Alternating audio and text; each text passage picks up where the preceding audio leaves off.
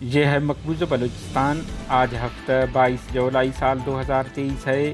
Balochistan today سے آج کے علاقائی خبروں کے ساتھ میں ہوں آپ کا میزبان الیاس بلوچ۔ وڈ میں کشیدگی برقرار، کوٹ مینگل پر گولہ گرنے اور ڈیتھ اسکواڈ کے بیس کیمپ کو تباہ کرنے کی اطلاعات ہیں۔ بلوچستان کے مسلح گروہوں کو ریاستی اداروں کی سرپرستی حاصل ہے۔ سردار اختر جان مینگل۔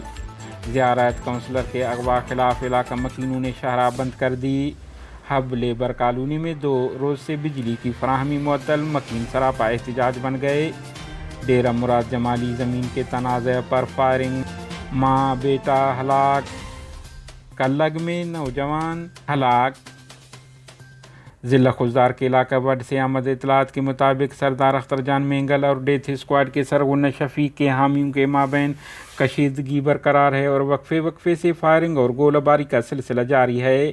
علاقے میں خوف راز کا سامان، مسلح قبائل اور دوسری جانب ڈیتھ اسکواڈ کے کارندے مسلسل پیش قدمی کر رہے ہیں۔ ذرائع کے مطابق جمعہ کی صبح ایک گولہ کوٹ مینگل پر آ گرا ہے جس سے 2 افراد زخمی ہونے کی اطلاعات ہیں، جبکہ ڈیتھ اسکواڈ کے سرغنہ شفیق مینگل کے علاقہ باڈری کی جانب مسلسل گولہ باری کی آوازیں آ رہی ہیں۔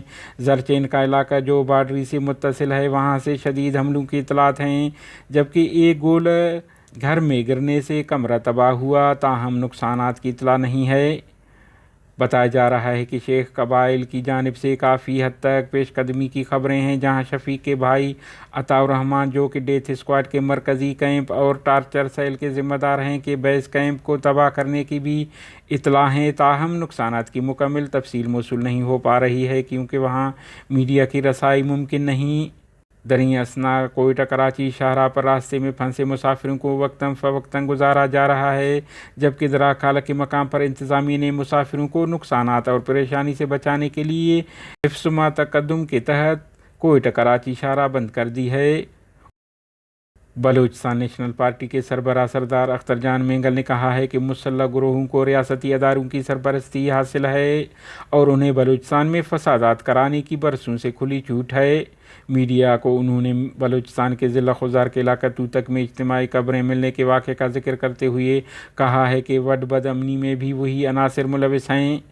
سردار اختر مینگل نے کہا کہ بد امنی میں ملوث مسلح گروہ سیاسی جماعتوں کو ختم کرنا چاہتے ہیں جو بلوچستان میں جمہوریت کے لیے جدوجہد کر رہی ہیں۔ انہوں نے الزام لگایا کہ ریاست خاموش تماشائی بنی ہوئی ہے، جبکہ بلوچستان میں ٹرانسپورٹرز اور زمیندار اغوا، بطخ خوری اور دیگر دھمکیوں کا شکار ہیں۔ زیارت میں مظاہرین نے کوئٹہ جانے والے مرکزی روڈ کو بند کر دیا ہے۔ ذرائع کے مطابق گزشتہ رات نامعلوم افراد نے جمعیت علماء اسلام کے کونسلر کو ان کے گھر سے اغوا کر کے لے گئے، جس کے بعد لوگ مشتعل ہو کر روڈ بند کر دیا، تاہم صبح 11 بجے کونسلر بازیاب ہو گیا، جس کے بعد مظاہرین منتشر ہو گئے۔ بلوچستان کے مختلف اضلاع میں شدید بارشیں، نشیبی علاقے زیر آب آ گئے۔ زیارت اور گردنواں میں شدید اور موسلا دھار بارش سے نشیبی علاقے زیر آب آ گئے۔ دھکی، ہرنائی، لورالائی اور ملک کے علاقوں میں بھی موسلا دھار بارش۔ شیرانی، دھانسر، یوب اور KPK کے سرحدی علاقوں میں بھی شدید بارش کی اطلاعات ہیں۔ اس طرح کلات شہر، گردنواں کے علاقوں، گرانی، ڈھلو، چھپر، نیمر، ہربوئی، نیچارہ، کپوتو، سرخین سمیت دیہی علاقوں میں جمعہ کے روز گرج چمک کے ساتھ موسلا دھار بارش ہوئی، جو کہ رات تک جاری رہی۔ تیز اور دیر تک جاری رہنے والی بارشوں سے نشیبی علاقے زیر آب آ گئے۔